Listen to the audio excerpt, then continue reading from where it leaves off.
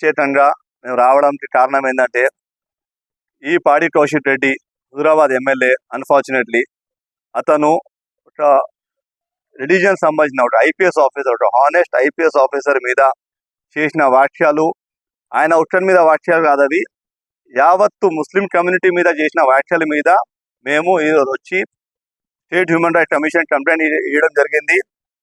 వాళ్ళు ఇమీడియట్గా దీని మీద రిపోర్ట్ ట్రాన్స్ఫర్ చేసి యాక్షన్ తీసుకుంటా అని చెప్పారు. మాట పూర్తి నమ్మకం ఉంది.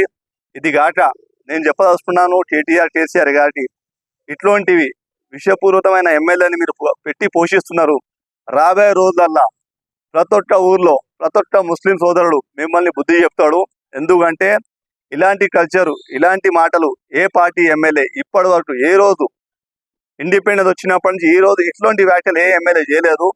ఈ రోజు వాని మతి స్థిమితం పోయి కౌశిక్ రెడ్డి ఆ మాటలు మాట్లాడము, దానికి కేటీఆర్ ఇప్పటివరకు రియాక్ట్ చేయకపోవడము, అతని ఎక్స్ప్లెనేషన్ ట్రాన్స్ఫర్ చేయటం కాక నేనేదో ట్విట్టర్లో మెసేజ్ పెడితే దాని పబ్లిక్ డొమైన్లో సోషల్ మీడియాలో నేను పెడితే నన్నే బ్లాక్ చేయడం జరిగింది కేటీఆర్ గారు.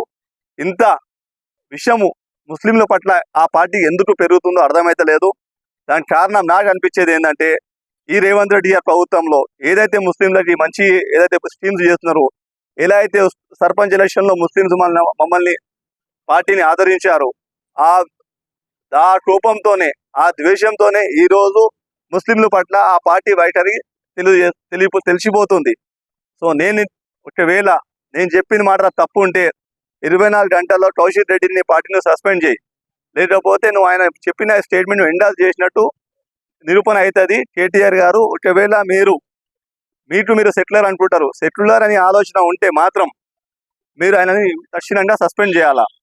ప్రతిసారి కేటీఆర్ గారు కూడా జూబ్లీస్ ఎలక్షన్లో కూడా ముస్లింని చాలా కిందపరిచినట్టు మాట్లాడాడు, ఖబ్రస్థాన్ విషయంలో చాలా ఇన్సల్ట్ చేసి మాట్లాడాడు. కానీ పబ్లిక్కి చాలా అర్థమవుతుంది. అందుకోసం మాకు 25,000 ఓట్లు వేసి మీ సిట్టింగ్ సీటు మాకు ఇవ్వడం జరిగింది. అంటేనే ముస్లింలు మీ పట్ల ఏం ఆలోచిస్తున్నారో మీకు తెలిసిపోవాలి ఈ పార్టీ. ఎందుకంటే మీ హాయంలో ఎన్నైతే మసీదులు షహీద్ అయినాయో, ఎన్నైతే సెటిల్డ్ మసీద్ మీరు ఎంతైతే నష్టం చేశారో పబ్లిక్ ముస్లింలు అన్ని గమనిస్తున్నారు. మీరు మీ తెలివి మానేసుకొని, మీరు మా మీద కోపం తగ్గించుకొని, మా మీద దేశం తగ్గించుకొని, ముస్లింస్కి ప్రోగ్రెసివ్ ఏమైనా సజెషన్స్ ఉంటే సజెషన్స్ ఇవ్వండి, కానీ మీ ఎమ్మెల్యేని పెట్టి మమ్మల్ని తిట్టేయడం మానేయండి.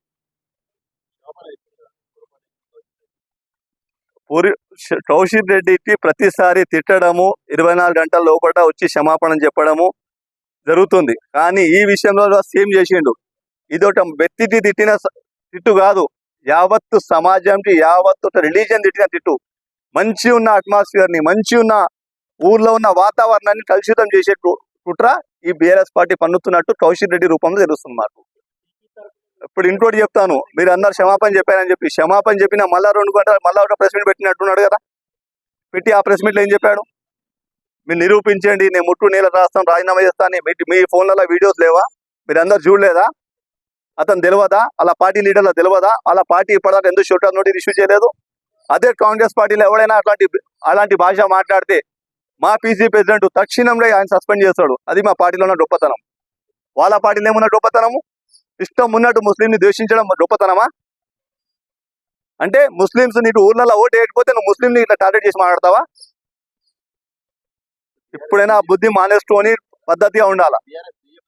భాష మొత్తం మాట్లాడింది ఒక్క ఏదైతే కమ్యూనల్ పార్టీ ఏదైతే మాట్లాడుతుందో ఆ భాష కౌశిక్ రెడ్డి మాట్లాడింది. మీరు ఏకీవిస్తారా లేదా మీరే చెప్పుకోండి.